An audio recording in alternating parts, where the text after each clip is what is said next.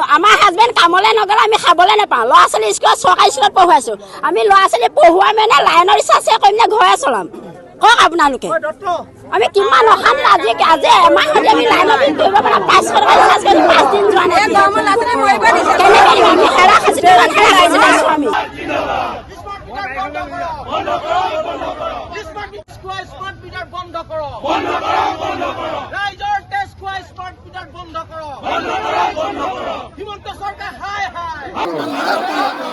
দুখীয়া টেক্স খোৱা smart meter বন্ধ কৰক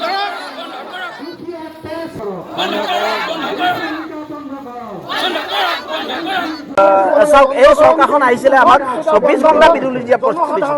এই চৰকাৰখন আহিছিলে আমাক সস্তাত বিজুলী দিয়া প্ৰতিশ্ৰুতি আৰু জনসাধাৰণক যে সকাহ দিব তাৰ এটা পৰিৱৰ্তন আচলতে সেই উদ্দেশ্যে এখন চৰকাৰ আহিছে কিন্তু বাস্তৱত এই চৰকাৰ পুতলা স্মাৰ্ট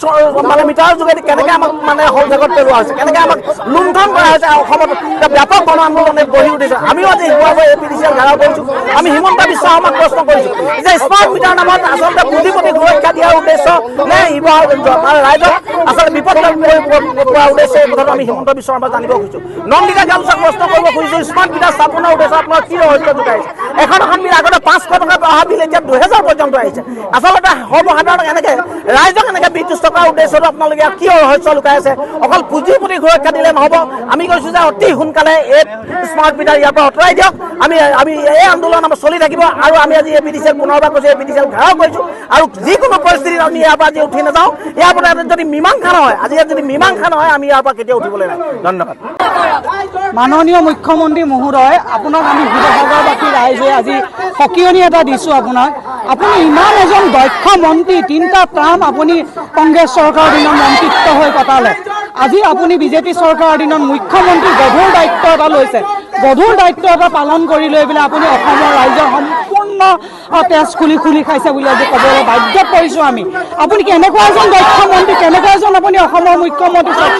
আজি দুখীয়া মানুহ এঘৰৰ পৰা আপুনি এটকা পইচাও চুহি খাইছে কোনো কাৰণত আজি কোনটো বিষয়ত আপুনি জীৱনদায়িনী দৰৱৰ ক্ষেত্ৰত আপুনি আমাৰ পৰা খুলি খাইছে সুলভ মূল্য কোনো বস্তুৱে আজি তাৰিখত মূল্য বৃদ্ধি আমাক জুৰুলা কৰি তাৰপিছত আজিৰ তাৰিখত চাওকচোন স্মাৰ্ট মিটাৰ বঢ়াই দিয়াৰ লগে লগে এদিন কেনেবাকৈ যদি কোনোবা এটা যদি বিল আনি দিব নোৱাৰে লগে লগে লাইনটো কাটি দিয়ে এনেকুৱা অত্যাচাৰ অসমৰ মানুহৰ ওপৰত আপুনি চলাইছে আজি ৰাইজৰ দলৰ ফালৰ পৰা আমি আপোনাক সকিয়নি জনাইছোঁ যাতে এই স্মাৰ্ট মিটাৰৰ এই ব্যৱস্থাটো আপুনি অতি সোনকালে গুৰুত্ব সহকাৰে লৈ পেলাই স্মাৰ্ট মিটাৰ ব্যৱস্থাটো সমস্যাটো সমাধান কৰক অন্যথা ইয়াৰ ব্যৱস্থা বেলেগ হ'ব বুলি মই